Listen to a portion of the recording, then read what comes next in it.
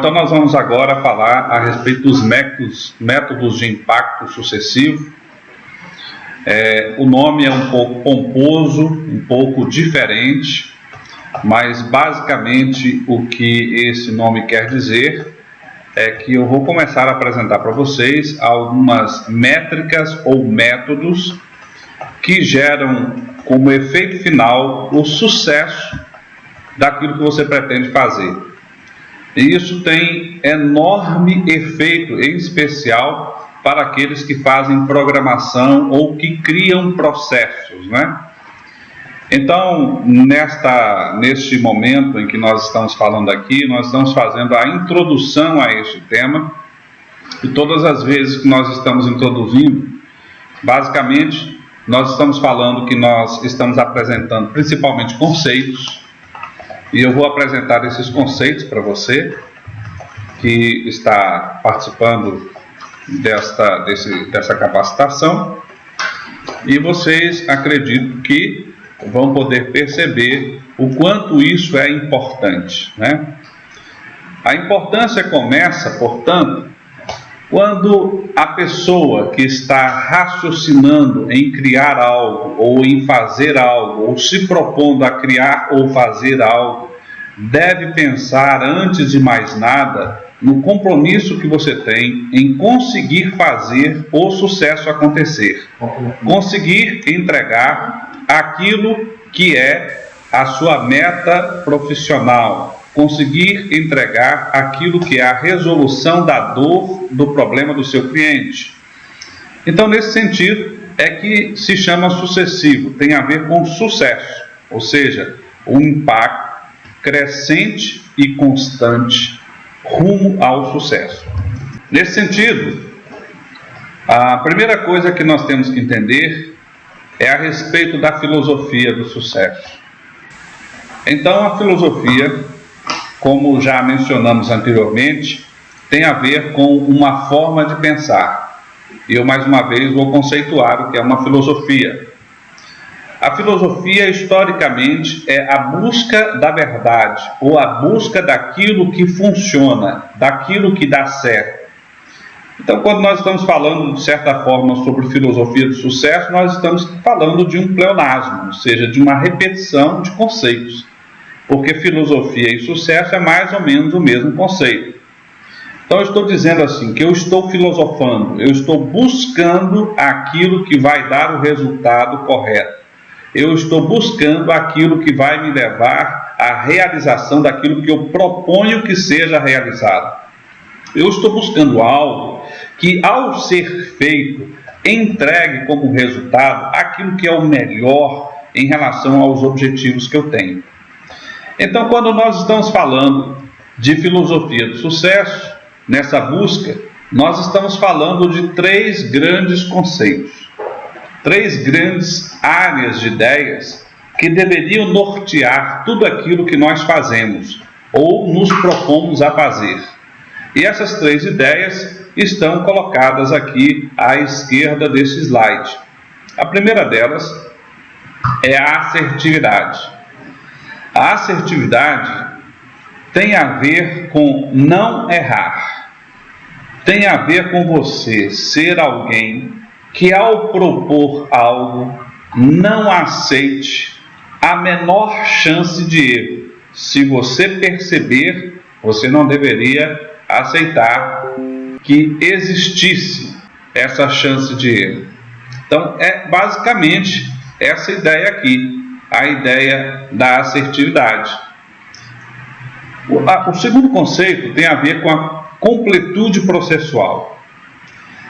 A completude processual é uma das ideias mais impactantes, em especial com quem trabalha com software, ou com quem trabalha com indústria, ou com quem trabalha com comércio, ou com quem trabalha com serviço. Ou seja o que for que você fizer, você deveria estar preocupado com a completude processual.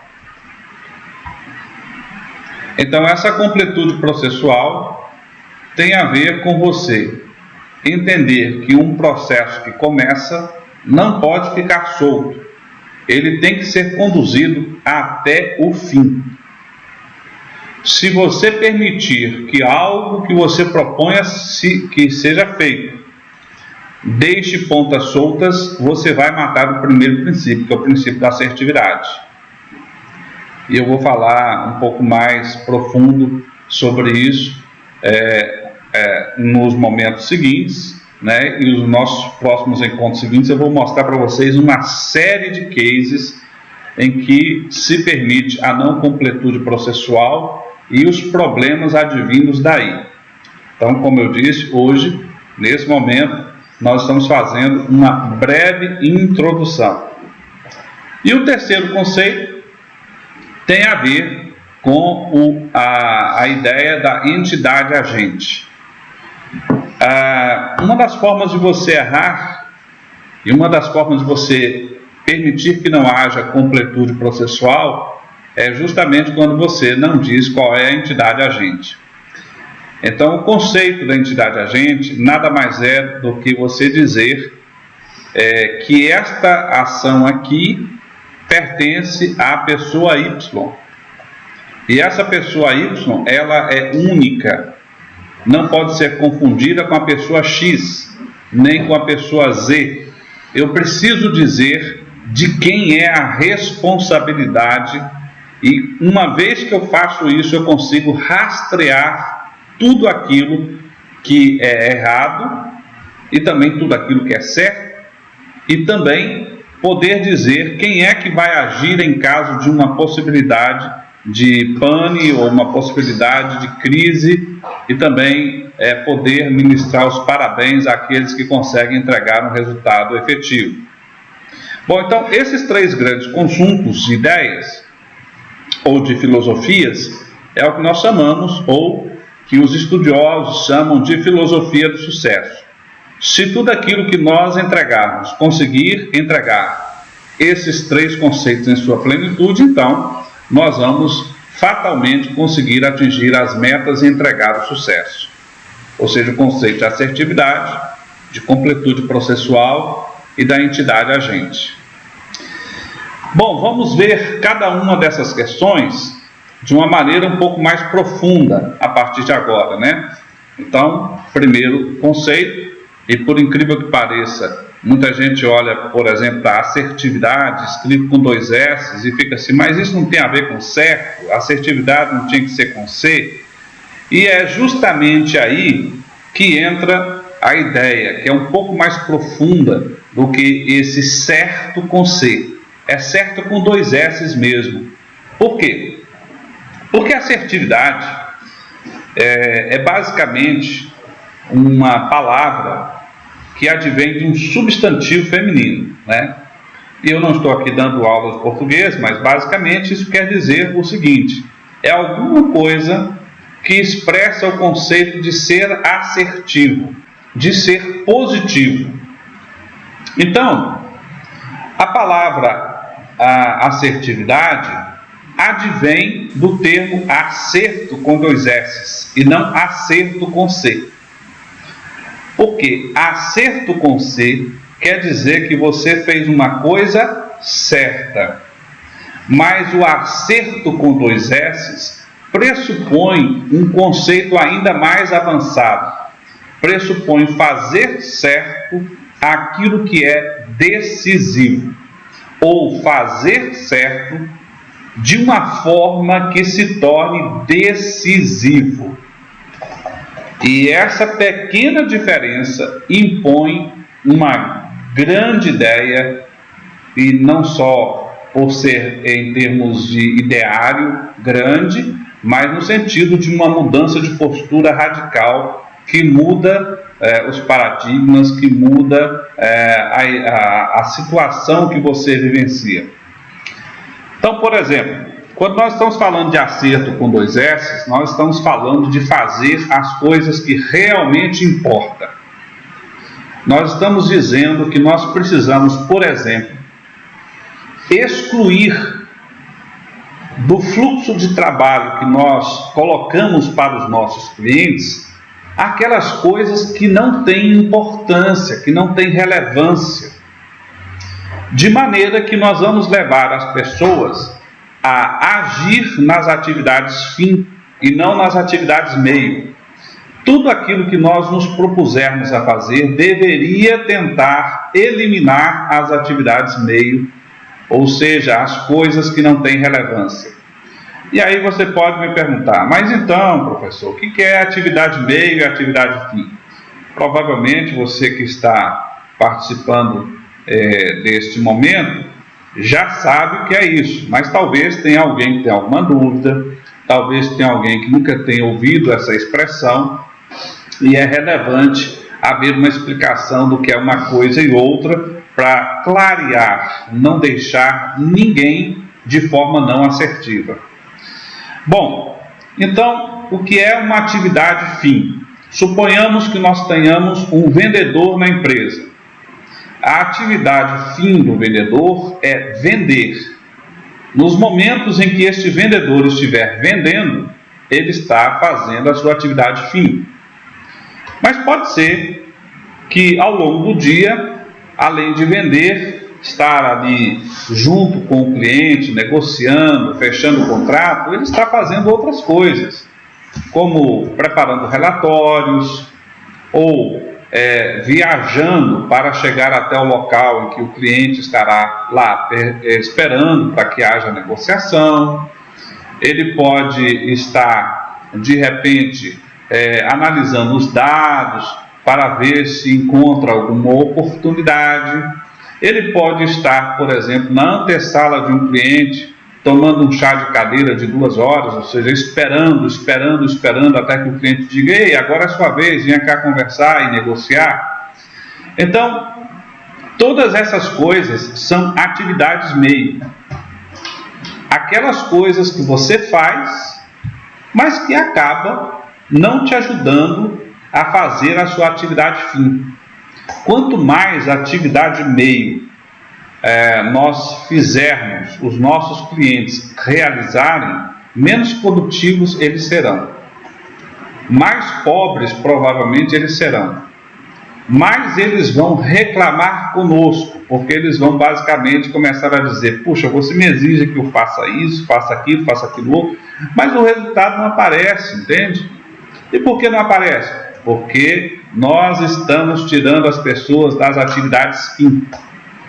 Então, quando nós estamos falando de ser algo assertivo com 2 S's, nós estamos dizendo que nós estamos prioritariamente levando o nosso cliente a se concentrar nas atividades fim e não nas atividades meio. É muito comum, por exemplo, com quem faz programação, que cria programas, softwares, etc., que a gente crie determinados processos que não tenham nada a ver com a atividade fim, e a pessoa ou os operadores do sistema vão gastar muito esforço, muita dedicação para fazer atividades meio.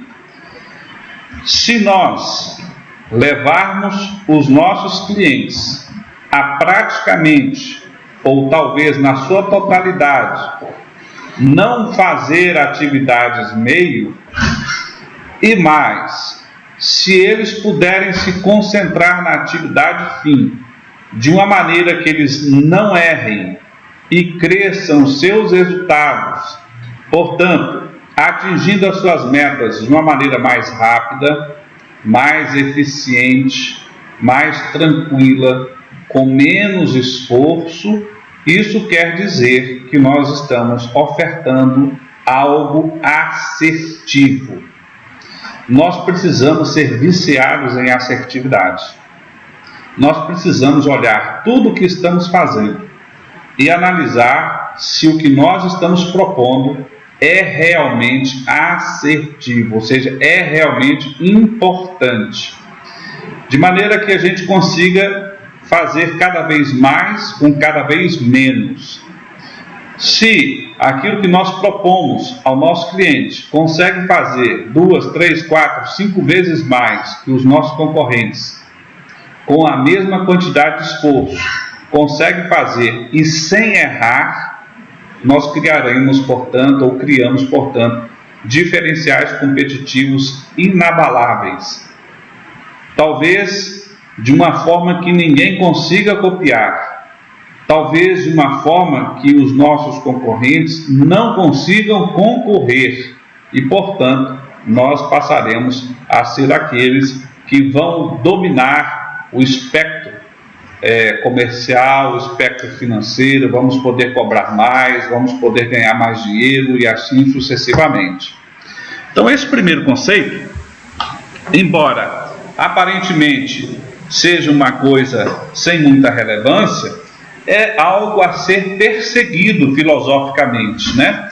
Nós deveríamos de fato estar constantemente nos perguntando se o que nós estamos propondo é assertivo, ou seja, é decisivo, é realmente algo que vai mudar ou impactar muito positivamente a vida do nosso cliente. Isso claramente nos leva a um conceito bem simplesinho, mas que tem tudo a ver com o que nós estamos falando. Se nós não aceitarmos pequenos erros, nós vamos evitar grandes problemas. É muito comum numa empresa que ela, aos pouquinhos, vai aceitando pequenos erros. E quando nós vamos acertando ou aceitando pequenos erros, eles vão se acumulando. São os lixos que vão crescendo, que vão se somando, e daí a pouco eles tomam conta de nossas vidas. Eles começam a ter um volume imenso, e nós vamos começar a gastar muito tempo cuidando do passado, que antes era tão pequenininho, de praticamente nenhum esforço, e agora começa a ser um presente, um futuro de muitos problemas e gigantes problemas. Por quê? Porque normalmente uma grande ruptura começa com um pequeno furadinho no casco. E este é o ponto, né? Será que o que nós estamos fazendo, o que nós estamos propondo, é algo que evita ou não aceita, inclusive, os pequenos erros? Se nós estamos permitindo pequenas coisas, nós vamos errar feio.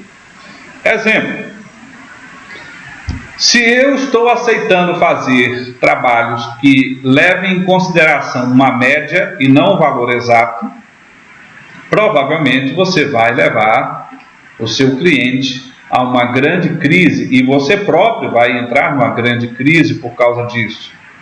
A média é uma forma estatística de você entender as coisas mais ou menos. Os vencedores rarissimamente, se não nunca, trabalham com médias. Ou seja, se você olhar para a situação, você deveria estar pensando o seguinte: alguns nomes nós deveríamos nos esforçar para retirar do nosso vocabulário profissional.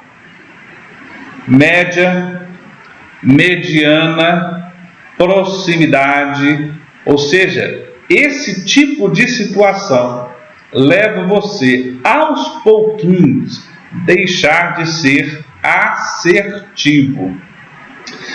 E mais interessante é você parar para pensar: e se eu aceitar que haja apenas 1% de erro, 0,5% de erro?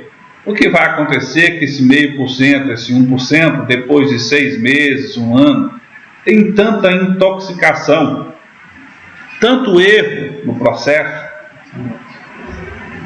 acumulado, que você certamente estará com um grande problema. Imagine, por exemplo, 1% de erro todos os dias. Uma empresa que opera todos os dias. Então, 1% de erro em 100 dias equivale a 100% de um erro de um dia inteiro.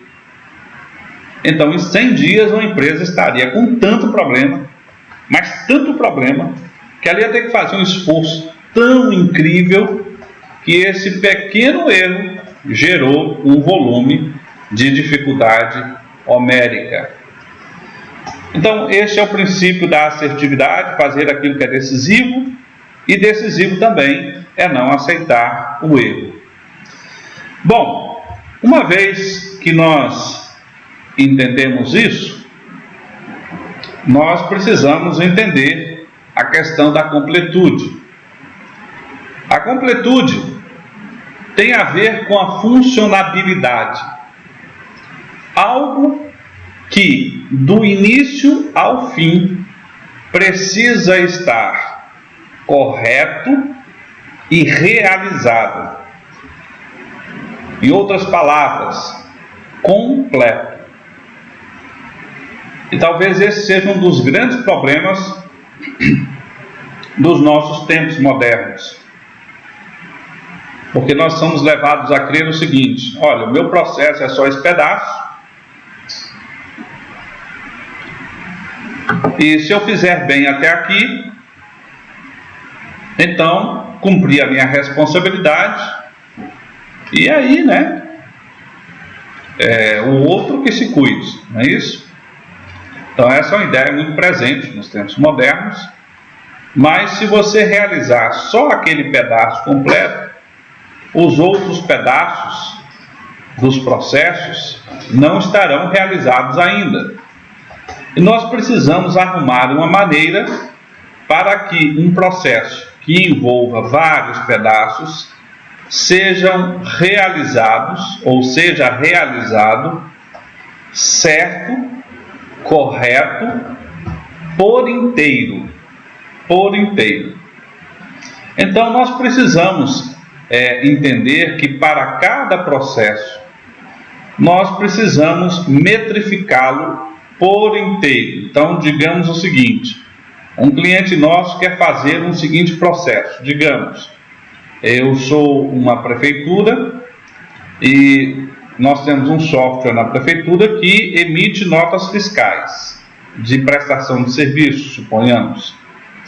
Então, o cliente, ele quer, no caso, alguém da municipalidade, digamos, ele quer emitir essa nota fiscal. E ele vai ter que fazer uma série de ações. Digamos, ele vai ter que fazer um cadastro no sistema da prefeitura para que seja identificado, e esse cadastro tem que ser validado e aprovado, e esse processo tem que estar completo. Mas uma vez que ele fez isso, ele conseguiu emitir a nota fiscal? Cumpriu todos os requisitos? Não, ele cumpriu o requisito de se registrar no software da prefeitura. Fez só um pedaço.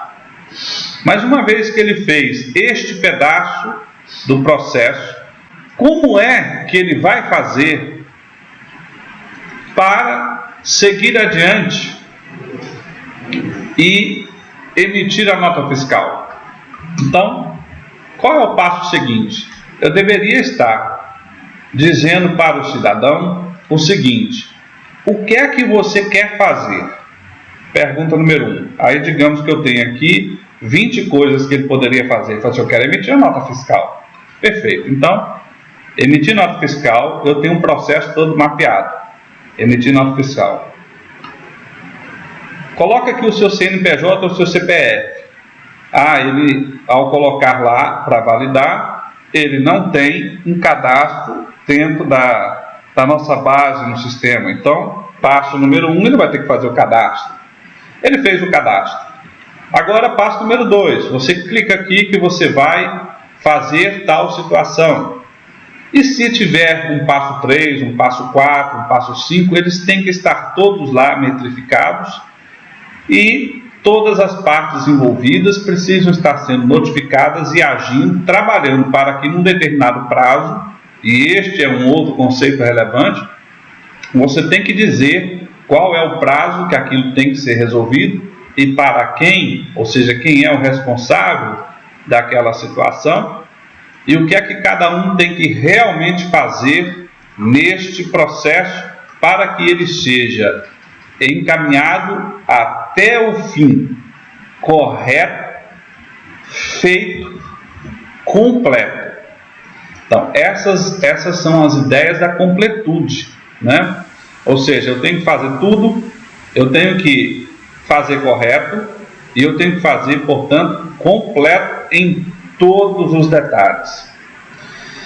Se eu parar para pensar isso, e eu estou dizendo que eu estou levando as pessoas a dedicar o seu tempo e o seu esforço, conceito número 1, aquilo que é importante, aquilo que é decisivo, né, nas atividades fim, e aí eu coloquei a pessoa na atividade fim e fiz com que a pessoa fizesse o processo correto, completo. Então, obviamente, nós estamos falando de processo. Nitidamente estamos falando de processo. Processo, o grande nome dessa área é o BPM, que basicamente vem do inglês, que tem a ver com o Business Process Management, ou seja, é um gerenciamento de processos de negócios, né?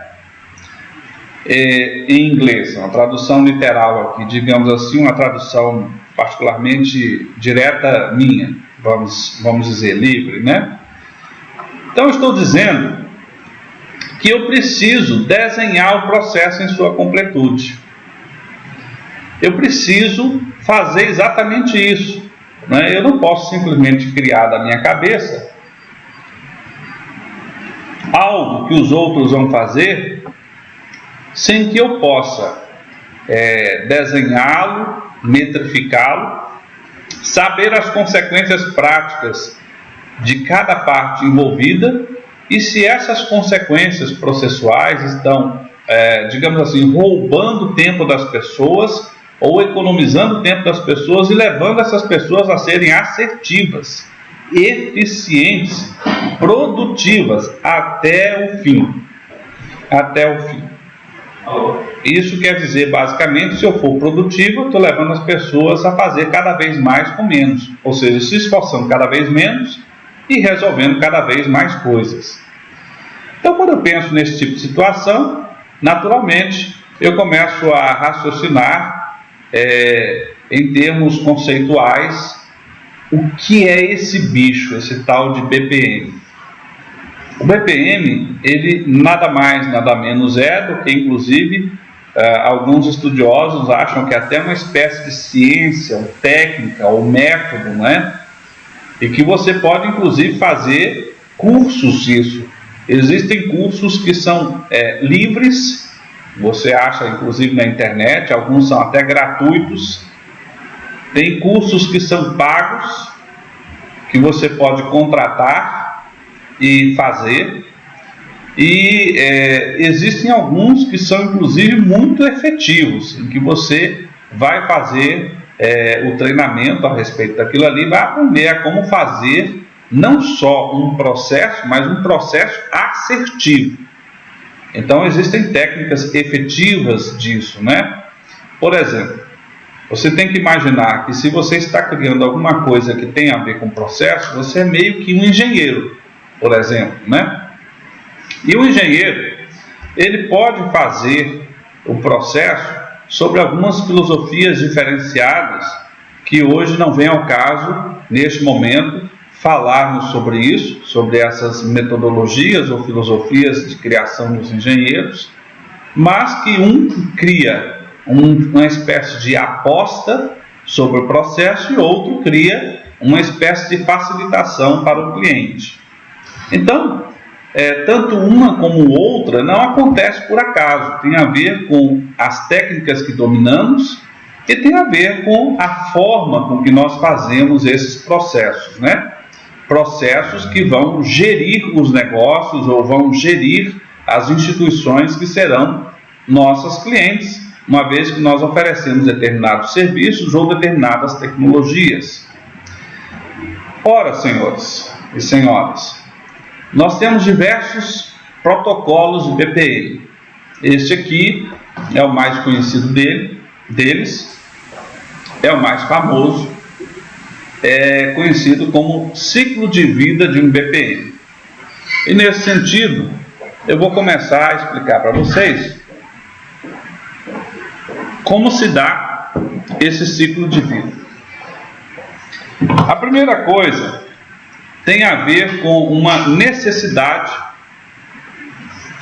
que o cliente nos traz, que pode ser o cliente interno ou cliente externo, ou seja, gente na nossa própria organização, ou gente de fora da nossa organização que vai demandar uma determinada situação, porque tem uma necessidade específica, ou um desejo específico de algo que ele quer que nós resolvamos com aquilo que nós ofertamos.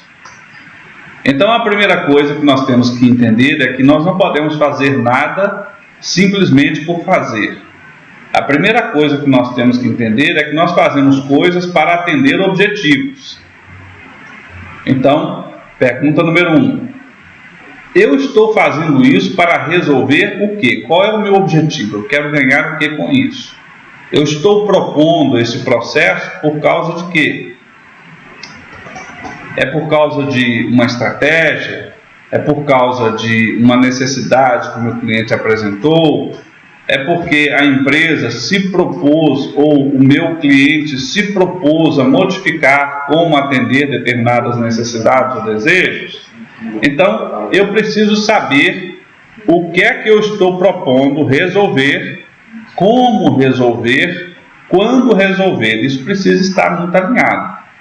Se nós, então, não nos propomos a resolver algo que seja muito claro, nós começamos a propor diversas coisas, o que dá na sua cabeça, mas que de verdade vai criar um processo que muitas vezes não é necessário. Então é muito comum nós vermos por aí, digamos, softwares cheios de processos que absolutamente as pessoas não procuram executar, ou organizações que têm muitos processos, muitos relatórios, que não resolvem praticamente nada, ficam lá encostados, são dedicados esforço e tempo para fazer determinadas coisas e que não resolvem nada. Então, uma vez que eu tenho clareza dos objetivos que eu pretendo alcançar, eu posso ir para o passo 2. Que passo é esse? Eu passo a gerenciar o processo do ponto de vista da perspectiva corporativa. Então, esta é a situação. Uma vez que eu sei o que é que a organização precisa, eu começo a buscar os recursos, né? E recursos, na teoria da visão baseada em recursos, quer dizer, digamos, o dinheiro necessário para fazer aquilo acontecer, o material humano necessário para fazer aquilo acontecer, e também as estruturas necessárias para fazer aquilo acontecer. Digamos, aquelas máquinas, aqueles equipamentos, não é? Aquela sala, aquela cadeira, enfim, o que for necessário, eu preciso ter para conseguir fazer aquilo acontecer. Uma vez que eu não tenho aquilo, provavelmente eu não conseguirei realizar aquele processo. E então, tudo isso precisa estar priorizado numa questão de viabilidade de tempo, viabilidade de estruturas, viabilidade em termos de realização do protocolo que eu estou propondo. E essas discussões vão levar a um aprofundamento a respeito do que pode ser feito diante daquela necessidade ou desejo, e é isso que nós chamamos de análise, e essa análise nos possibilita desenhar o processo e até mesmo simular como é que ele poderia acontecer para se dar de uma maneira propícia, ou seja, propícia quer dizer assertiva, quer dizer focalizada na atividade fim. Então, eu começo a verificar as vantagens de fazer daquela forma. Então, é o que se chama de processo ponta a ponta. Eu vou olhando do início ao fim, como é que eu tenho que fazer para que todos os envolvidos ganhem fazendo dessa nova forma que eu estou propondo, não é?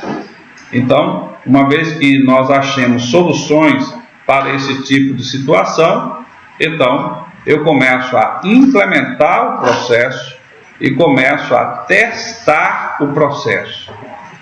E aí eu vou verificando o que eu acertei, o que eu errei, até que eu chego num processo em que a situação ela já está em estado de operação. estado de viabilidade de operação. E agora ela está apta a ganhar escala. E se ela está apta a ganhar escala, eu começo agora a aferir, ou seja, eu coloquei para rodar, eu começo a aferir, do ponto de vista de todos os envolvidos, ou aquilo que tecnicamente nós chamamos de stakeholders, se aquilo está fluindo numa boa, né? Normalmente nós estamos falando de determinadas características de qualidade minimamente aceitáveis pelas entidades, quer sejam elas os nossos clientes, internos ou externos, quer seja das regras existentes no mercado, se tiver alguma agência reguladora, por exemplo, e aí o processo volta à estaca zero, ou seja, ele vai se retroalimentar, entrando num loop de evolução sem fim. E nós podemos voltar aqui ao processo anterior, porque ele tem um outro loop, né, quando ele está aqui na fase de implantação. Nós precisamos estar constantemente monitorando e controlando e, claro, refinando e ajustando de uma maneira que ele se torne cada vez mais efetivo. Ora, nós olhando, se a gente puder olhar aqui para esse escopo, vocês vão ver que eles estão divididos aqui. Esse escopo está dividido em 3 cores, sendo a primeira parte aí um verde claro. Basicamente é aquela etapa chamada de desdobramento da estratégia e das regras do negócio, que é muito importante, talvez seja a fase mais importante de todas, porque se as regras não forem bem estabelecidas, o processo vai errar na sua totalidade. E aí a gente vai para o processo na etapa azul escura, que é aquele processo de melhoria e de transformação para que haja um enquadramento na vida prática, e a partir daí ele começa a rodar, já está no dia a dia, e nós estamos basicamente fazendo o ciclo de manutenção do processo. Então, o BPM, ele está com todas as suas técnicas basicamente girando em cima dessas situações, né? Em cima dessas situações. E aí, nós vamos aqui a um último conceito, um conceito muito relevante para a situação do BPM, a situação da assertividade, da completude processual, e que tem a ver com o que nós estamos falando. Primeira pergunta de 3. Quem é o dono do processo? E isso tem tudo a ver com o que nós estamos falando. Se você quiser ter um processo de completude e assertividade, você tem que amarrar o processo a uma pessoa. É alguém que está operando aquela situação. É alguém que está fazendo aquilo. Eu preciso saber quem é que está fazendo. De quem é a responsabilidade? Eu preciso linkar o processo a uma pessoa. Sempre. Processo não linkado a uma pessoa é um processo que eu vou permitir pequenos erros que vão se somando e vão se transformar num grande problema. Ou seja, todas as situações têm que estar linkadas ao dono do processo. Isso nos leva a um outro conceito que tem a ver com a rastreabilidade das coisas. O que é a rastreabilidade? É quando você entende 3 pequenos conceitos. O que é um SKU, o que é um index e o que é um endereço. O que é um endereço? Então, vamos lá. SKU vem do inglês, que significa, é um acróstico ou um acrônimo, né, que significa unidade de manutenção de estoque. Então, eu vou dizer basicamente o seguinte: eu tenho X pessoas envolvidas ou X produtos envolvidos e cada um deles tem que ter um código específico. Suponhamos, no caso de um poder público, em que eu tenho um cidadão que está buscando uma determinada informação. Então, digamos, ele é o cidadão do tipo tal. Então aquele tipo é um SKU, é um código de SKU. Digamos que ele não está só buscando informação, mas ele é um cidadão que é um empreendedor, um dono de uma empresa, ou uma pessoa jurídica. É outro tipo de cidadão, é um segundo tipo de SKU, né? Então, eu tenho que tipificar os donos dos processos, eu tenho que criar códigos para eles. Então, imagine, por exemplo, numa escola. Numa escola, eu tenho diversos tipos de professores. Então, eu tenho também diversos tipos de alunos. Suponhamos, eu tenho lá o professor que ele é mestre, tem um professor que é especialista, tem um professor que é só bacharel, e ele vai ter uma determinada nomenclatura, digamos DH3, DH4, DH5, são as tipologias por SKU, e eu tenho que dar a nomenclatura para aquilo, que é um código específico que eu consiga rastrear. A maneira mais fácil e mais localizada na história é dizer, o dono do processo tem a ver com, primeiro, aquele SKU, ou seja, aquela tipologia de pessoa, ou aquela tipologia de organização, aquela tipologia de produto, aquela tipologia de serviço e assim sucessivamente, que precisa ter o seu código específico, metrificável. Mas eu preciso também ter o index dele. O index é como se fosse o CPF daquela pessoa, daquela empresa, daquele produto, aquilo que é específico, não é? Então, é fácil você perceber, por exemplo, quando você tem um carro, ele diz assim, olha, qual é o Renavan do seu carro? O Renavan é o index do carro, é um número único, que pode ser não só número, mas um alfanumérico, ele tem letras e números, ele é muito específico e só aquele carro tem. Uma vez que você diz isso, você consegue rastrear totalmente aquela pessoa, aquela instituição ou aquele produto. Você está dizendo, olha, esse aqui é um produto do tipo tal, ou um cidadão da tipologia tal, que é um empreendedor, ou ele é um estudante, ou ele é uma dona de casa, etc. As tipologias que você estipular é o seu José Maria das Pampas lá, né?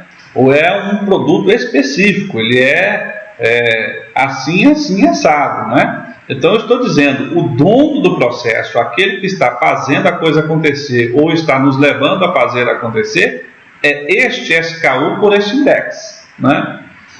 E o endereço tem a ver com a localização em que esse SKU e esse index está. Ora ele está aqui, ora ele está ali. Eu estou dizendo, este professor SKU, ou seja, da tipologia tal, da matéria Y, está na escola tal, ou seja, um endereçamento. Você precisa ter mapas de endereçamento. Com esses três tipos de situações, nós fazemos a rastreabilidade total do processo e conseguimos dizer exatamente quem é o dono, inclusive rastreando e localizando. Então, primeira pergunta, quem é o dono do processo? Segunda pergunta, quem é o vigia do processo? Porque, conceitualmente, todo processo precisa ter um dono e precisa ter um vigia. Então, digamos, se a pessoa Y fizer tal coisa, ou se o SKU tal fizer tal movimentação, quem é que vai validar e dizer que está ok, que concorda?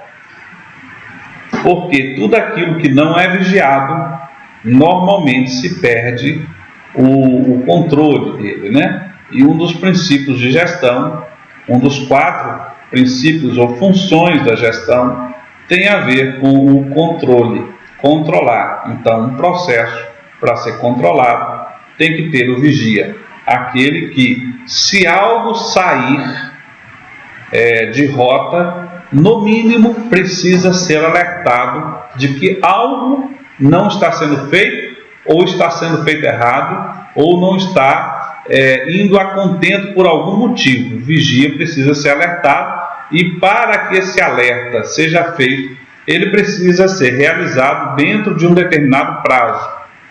Digamos, se esse processo aqui não for realizado pelo fulano de tal, que é o dono do processo, até segunda-feira às 18 horas, então o seu supervisor Y tem que ser alertado por e-mail, por WhatsApp, etc., pelos meios X, até a época tal. Ou ele pode ter níveis. Se ele for alertado e não fizer nada, a máquina dele, ou seja, o acesso dele, vai ser bloqueado até que ele resolva isso, porque isso é um processo crítico. Ou seja, você tem que imaginar que o processo tem que ser levado até o fim. Então eu tenho que dizer que se o dono do processo e o vigia não conseguir levar o processo até o fim de forma coerente, eu vou criar processos que forcem com que aquilo termine de uma maneira assertiva. Esta é a missão. E esta é, na verdade, a grande dificuldade de quem quer fazer, digamos assim, proposições disruptivas, coisas que realmente transformam a realidade de uma maneira significativa, decisiva, entregando para todos os envolvidos aquilo que importa. Ou seja, isso é que é um processo, digamos assim, que vai sistematicamente se tornando decisivo. Bom, pessoal, como eu disse no início, nós teríamos agora uma conversa, uma explicação bem introdutória. E isso nos leva a uma questão final, que é o conceito dos agentes processuais. Então, basicamente, dono do processo é a pessoa que tem a responsabilidade do processo. Qualquer processo que não tem um dono tende a não funcionar e, no entanto, todo processo precisa de verdade ser verificado, portanto supervisionado por outra pessoa, que a gente chama de vigia, que vai validar tudo e deixar tudo registrado. Então, explicado aqui o conceito, nós podemos dizer que este não é o fim da explicação, é meramente a introdução, para que nós estejamos aí capacitados a fazer coisas cada vez mais significantes, decisivas e impactantes.